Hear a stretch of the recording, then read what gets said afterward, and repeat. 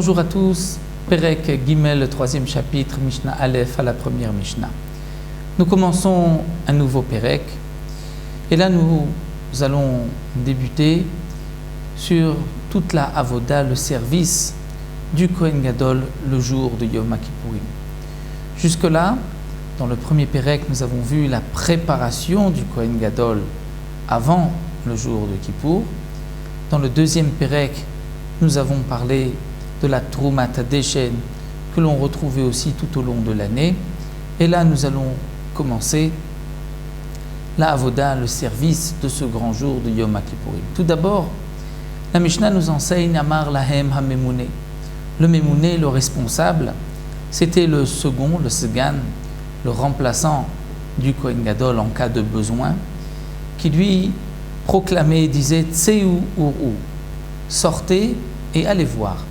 Imigia Zman Hashrita, si le moment de faire la Shrita, d'égorger le Korban Tamid, le Korban quotidien, le Korban du matin, est-ce que le moment est arrivé? Puisque les Korbanot ne peuvent pas être sacrifiés la nuit.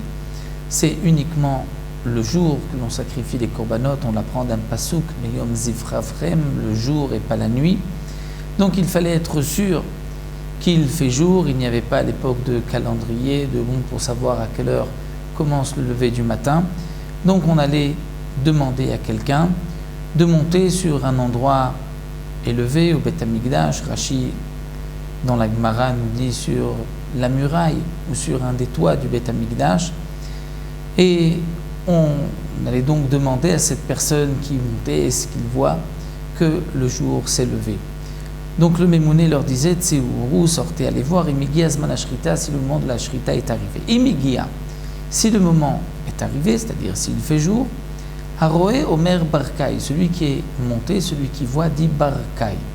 Barkai, c'est un mot qui signifie, oui, il fait jour, c'est éclairé.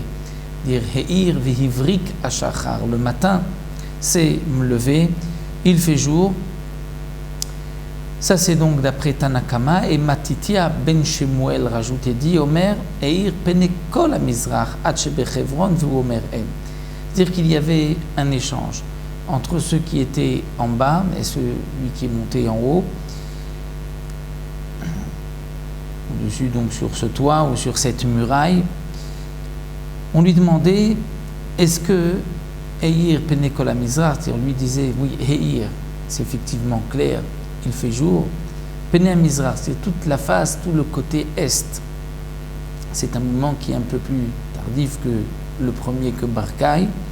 Donc il faut vraiment que tout le côté est soit bien éclairé. Il fait bien jour. Bien sûr, on est avant le lever du soleil. Et là, l'échange était de Hatshebe Chevron, c'est-à-dire ceux qui étaient en bas lui posaient la question. Jusqu'à Chevron, jusqu'à la ville de Chevron, tu vois qu'il fait jour. Véou Omer, et lui répondait Hen, oui. Pourquoi on mentionnait Chevron? Quel était l'intérêt de dire jusque là-bas?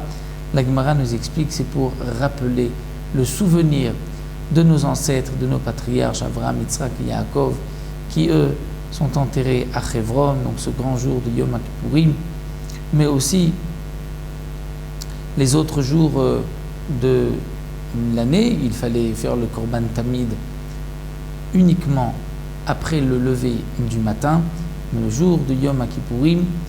Donc comme nous allons voir dans la seconde Mishnah, quelle était la raison, pourquoi c'était si important de vérifier cela.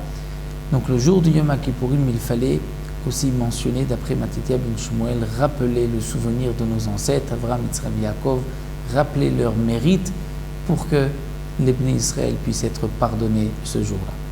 Voilà donc pour cette première Mishnah, on se retrouvera pour la Mishnah.